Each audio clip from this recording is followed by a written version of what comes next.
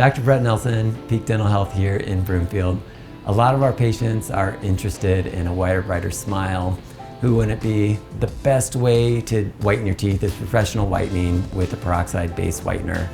I would not recommend a lot of home remedies and things that you might read on the internet because they can damage your teeth, and you only get one set of teeth for life, so you want to hang on to them. We're going to do a demonstration here with two of our dental assistants, Andrea and Teresa.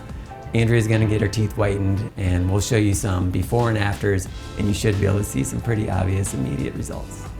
Alrighty dear. Okay, so we're going to check the shade, kind of to see what color she's at.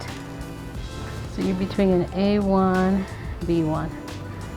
Okay, so we take photos so we can be able to compare and to see what color we went from and to. So I'm going to polish to make sure that we remove any debris that might be on her teeth.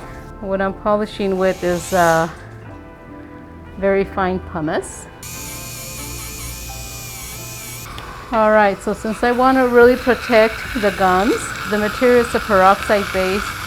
It will not damage the teeth, but it can irritate the gums a little bit. So I'm going to protect the gums.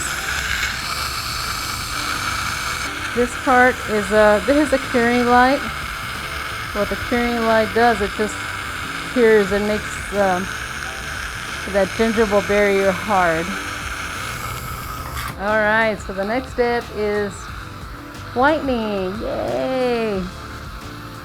So we have to mix the peroxide-based material.